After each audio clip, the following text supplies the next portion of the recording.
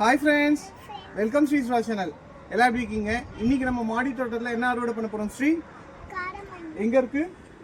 இங்கே பாருங்க ஃப்ரெண்ட்ஸ், இன்னொரு ஸ்பெஷல் பாருங்க. ஸ்ரீபாப்பா தலையில் பாருங்க.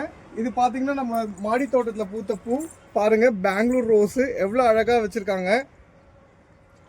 ஓகே ஃப்ரெண்ட்ஸ், இன்னைக்கு நம்ம மாடி தோட்டத்தில் என்ன அறுவடை பண்ண போகிறோம் அப்படின்னு பார்த்தீங்கன்னா காராமணி தான். இங்கே பாருங்கள் எவ்வளோ சூப்பராக இருக்குது.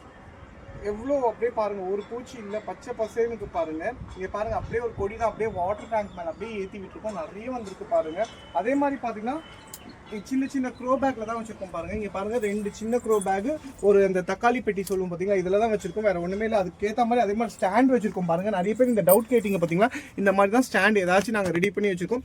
இப்போ நீங்கள் என்ன மரத்தில் வச்சுருக்கீங்களேன்னு பார்க்கலாம். அது ஓரளவுக்கு நல்லாயிருக்கு. இன்கேஸ் கொஞ்சம் டேமேஜ் ஆச்சுன்னா நாங்கள் மாற்றிடுவோம். மோஸ்ட்லி பார்த்தீங்கன்னா அதை பாருங்கள், இதெல்லாம் பாருங்கள், இந்த ஃப்ரிட்ஜோடைய நம்ம இதில் வரும் பார்த்தீங்களா, அந்த ட்ரே தான். இந்த மாதிரி சின்ன சின்ன ஐடியா பண்ணி வச்சுருக்கோம். அதே மாதிரி ஸ்டாண்டும் நாங்கள் நிறைய இங்கே பாருங்கள் ஆன்லைன்லேயும் வாங்கி வச்சுருக்கோம். ஸோ இந்த டவுட் நிறைய பேருக்கு இருந்தது. இதுதாங்க, இப்போ நீங்கள் தண்ணி ஊற்றுனீங்கன்னா தண்ணி கீழே போயிடும். ஓகே, இப்போ நம்ம வந்து காராமணி அறுவடை பண்ணிக்கலாம்.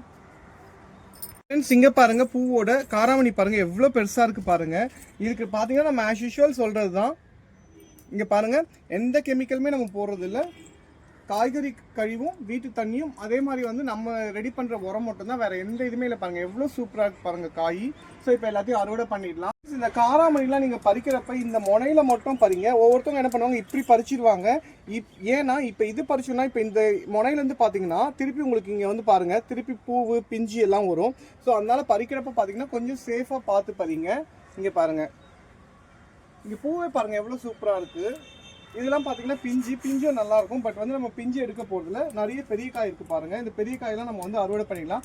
அதே மாதிரி பார்த்தீங்கன்னா இந்த சைடும் ஒரு காராமணி செடி இருக்குது பாருங்கள். சாரி, செடி இல்லை, கொடி. இங்கே பாருங்கள், இங்கேயும் எவ்வளோ இருக்குது பாருங்கள். ஒரு சின்ன இதில் அப்படியே அதுவே ஸ்ப்ரெட் ஆகி வந்துருச்சு.